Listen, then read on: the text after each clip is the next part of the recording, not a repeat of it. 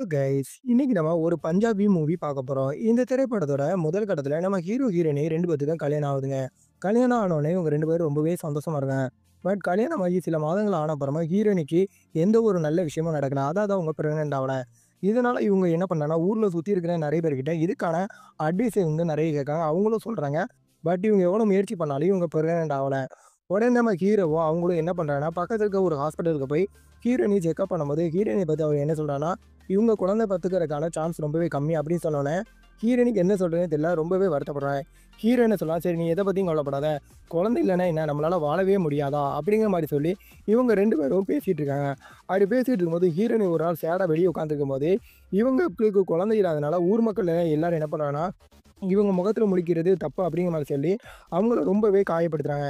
இதனால ஹீரோயினி என்ன நினைக்கிறான்னா, எப்படியாவது நம்ம கணவருக்கும் இதே மாரி நிலைமை தானே வரும். அவருக்கு இந்த நிலைமை வரக்கூடாது அப்படிங்கிற மாரி யோசிச்சுட்டு, ஃப்ரெண்டு கிட்ட வந்து அட்வைஸ் கேட்கா. அப்ப அவ ஃப்ரெண்ட் என்ன சொல்றான்னு பார்த்தீங்கன்னா, "உன் ஹஸ்பண்டுக்கு வேற கல்யாணம் பண்ணி வச்சு, அது மூலமா குழந்தை பிறந்தா உன் ஹஸ்பண்டுக்கு எந்த பிரச்சனையும் இல்லைல்ல. அப்படி வேணா பாரு" அப்படின்னோனே, இவளும் நைட்டு ஃபுல்லா யோசிச்சுட்டு ஓகேன்னு சொல்லிட்டு ஹீரோ கிட்ட இத பத்தி பேசுறா. ஹீரோ என்ன சொல்றான்னா, இதெல்லாம் செட் ஆகாது. ஊருக்குள்ள இருக்கிறவங்கலாம் நம்மள என்ன நெனைப்பாங்க? என்னால கல்யாணம்லாம் பண்ணிக்கிட முடியாதுன்னோனே, இவ ரொம்ப நேரம் சண்ட போட்டு, அவ ஹஸ்பண்ட ஒத்துக்க வைக்கா. ஒத்துக்க வச்சதுக்கப்புறம், ஹீரோவோட அம்மா இருக்காங்க பார்த்தீங்களா? இவங்கள கூட்டு போய் ஹீரோவுக்கு வந்து பொண்ணு பார்க்கறக்காக பக்கத்துல இருக்க ஊருக்கெல்லாம் போறா. ஊருக்கெல்லாம் போகும்போது, ஹீரோயினியும் இவங்க அம்மாவும் போனதுனால, அப்ப அங்க இருக்க பொண்ணு பார்க்குறவங்கலாம், "நீங்க ஹீரோக்கு யாரு?" அப்படிங்கிற மாரி கேட்கும்போது, அவங்க வந்து என்ன சொல்றாங்கன்னா, இவரு அவங்களோட அம்மா, நான் அவங்க மனைவின்னோனே, "நீங்க 2வது தரமா தான் பார்க்க வரீங்களா?" அப்படின்னு சொல்லி நெறைய வீட்ல விரட்டுறாங்க. பட் ஒரு வீட்ல ஓகே பண்றாங்க. பட் ஹீரோயினி வந்து என்ன பண்றான்னா, அந்த பொண்ணு பார்த்த பொண்ணு வந்து நம்ம ஹீரோயினிய விட ரொம்பவே அழகா இருக்கா.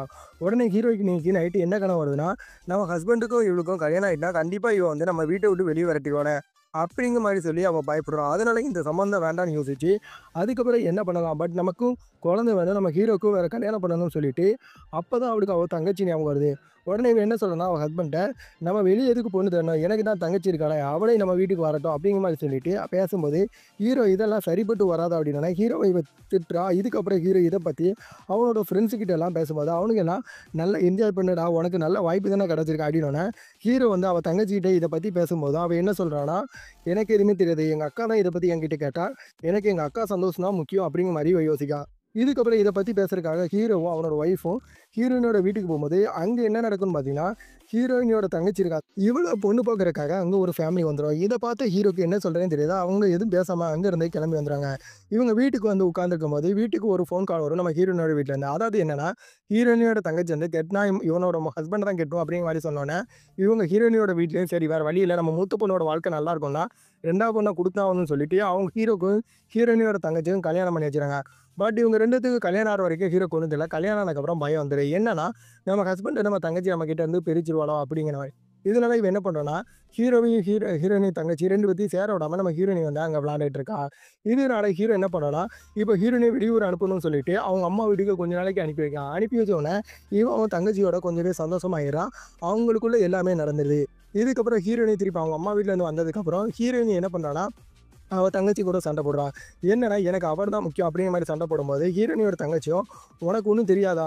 நீ தானே எல்லாமே பண்ண. நீ தானே என்ன கல்யாணம் பண்ணி வச்ச. இப்ப நீ இப்படி பண்ணிக்கிட்டு இருக்க." அப்படிங்கிற மாரி சொல்லி இவங்க மாத்தி மாத்தி சண்டை போட்டுட்டு இருக்கும்போது, ஹீரோவால இத சமாளிக்கவே முடியாது. உடனே ஹீரோ என்ன பண்றான்னா, 2 பேரையும் அடிச்சு அவங்க அம்மா வீட்டுக்கு அனுப்பிறான். அனுப்பிட்டு கொஞ்ச நாளைக்கு அங்கேயே இருங்கன்னு சொல்றான்.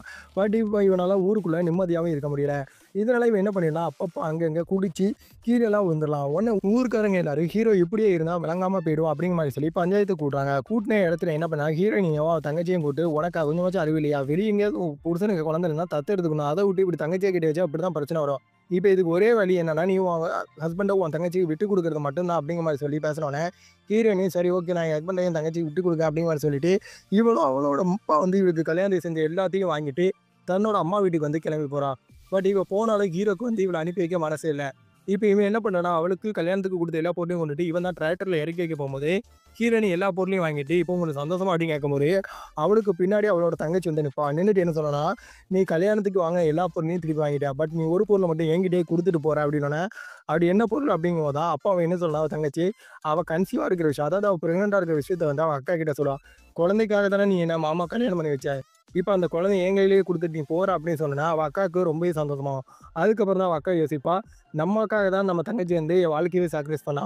பட் நம்ம அவளையே தப்பா நினைச்சுட்டோமே அப்படிங்கிற மாரி சொல்லி, அங்க இருக்கிற அவ தங்கச்சிட்ட மன்னிப்பு கேட்கறது மட்டும் இல்லாம, அவங்க ஹஸ்பண்டையும் மன்னிப்பு கேட்கா. கேட்டுட்டு இப்போ அவங்க ஹஸ்பண்ட் கூட அக்கா, தங்கச்சி 2 பேரும் ஒண்ணா நிக்கிறதோட, இந்த திரைப்படத்த வந்து முடிப்பாங்க. இது ஒரு பஞ்சாபி திரைப்படங்க. இந்த திரைப்படம் தமிழ்ல இல்ல. ஆனா இந்த திரைப்படம் உண்மையிலேயே ரொம்பவும் காமெடியாவும், அதே நேரத்தில நமக்கு நல்ல ஒரு என்டர்டெயின்மென்ட் திரைப்படமாவும் இருக்கும். சரி ஃப்ரெண்ட்ஸ், நான் சொன்ன விஷயங்கள் உங்களுக்கு பிடிச்சிருந்தா, நீங்க கண்டிப்பா நம்ம சேனல லைக் பண்ணுங்க, ஷேர் பண்ணுங்க, சப்ஸ்கிரைப் கூட பண்ணுங்க. Thank you my all friends.